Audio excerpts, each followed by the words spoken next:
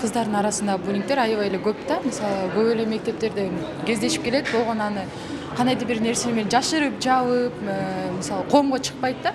Мындай көрүнүштөр коомго чыкпаганы менен кыздар арасында бар экени ачуу чындык. Уландар менен кыз балдардын арасындагы бейбаш, бейтартип мындай жүрүм-турум келип эле тарбиянын тайкылыгы десе болот. Мисалы, кыздардын арасында буллингдер көп эле болот. Мисалы, жигит талашып же кандайдыр бир жаман сөз айтып койгон үчүн, мисалы, буллингдер аябай эле көп болот да. Бул буллингдин кесепети бул ата-эненин тарбиясынан, ошол адамдын өзүнүн коомунан, жана дагы мугалимдерден дагы болушу мүмкүн да. Кээ бир мугалимдер ошол окуучуга мындай кемсинтип коюшу да мүмкүн да. Сен жаман окуйсуң же ушундай ошого кек сактап калып, ал окуучу мисалы ошол өзүнө кек сактаганды башка окуучудан алса, ошондой рахат алышы, кээ бир ушундай өзүнүн эми кек сактаганын чыгаргысы келет. Өзүңүздөр уккандай, мектептердеги бейбаштыктын болушуна мугалимдердин окуучусуна жасаган мамилеси да таасирин тийгизет. Балдар мугалимден окуучусунун жашоодогу социалдык абалына, мүнөзүнө көңүл бөлүп, баарына бирдей тегиз мамиле болсо дешет. Ар бир окуучунун кыял жоругуна, эмесине жараша мамиле кылса депчи.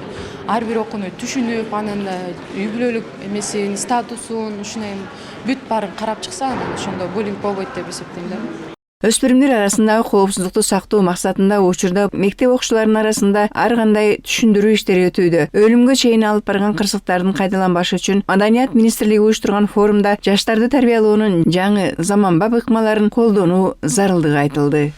Бүгүнкү күндө мына мектептин баардык окуучулары жана тийиштүү министрликтер, эксперттер ошо келип отурушат. Алар өздөрүнүн ою менен бөлүшүп, ушу мындан аркы ишти кандай алып кетишибиз керек. Биз өзгөчө ушу интернет тармагында мектеп окуучуларынын арасында ишти жүргүзүүнүн эми жаңы бир ыкмасына өтүшүбүз керек болуп турат да. Бул ушунун талабы болуп турат. Мектептеги зордук зомбулук өңдүү бейбаштыктарды жоюу максатында азыр жерлерде мугалимдер окуучулар арасында түшүндүрүү иштерин жүргүзүүдө. Балдарга мугалимдердин тарбиясында эле ата-эненин мээрими да зарыл.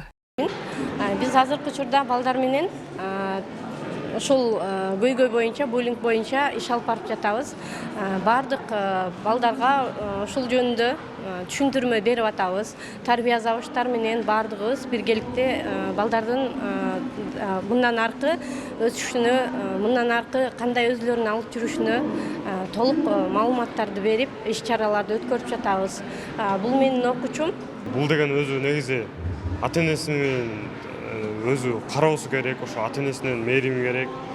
Экинчисинен бул мугалимдерден тура тарбия керек, тура жол көрсөтүш керек мугалимдер. Баланын да өзү тура жолго жүрүш керек да. Эгерде мектепте балдар арасындагы мындай жагымсыз көрүнүш мугалимдерге жетсе же көрүп калышса, албетте түшүндүрүү иштери жүргүзүлүп, тиешелүү чара көрүлөт. Жолугуп колубузга түшүп калган окуучулар менен жеке сүйлөшүүлөр болот. Өтө болбой баратса, ата-энесин чакырууга туура келет. Албетте соцпедагогдун идеядин жардамы менен сүйлөшүүлөр болот. Мугалим классында 39-40 бала болсо, баарын бирдей көргөнгө аракет кылат.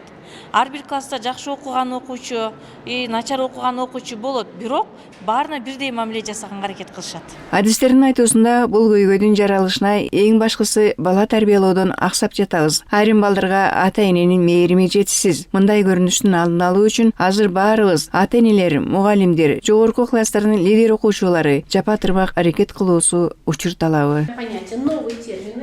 Калия Карыбекова, Абсамат Төлөсбеков, Билим жаңылыктарына.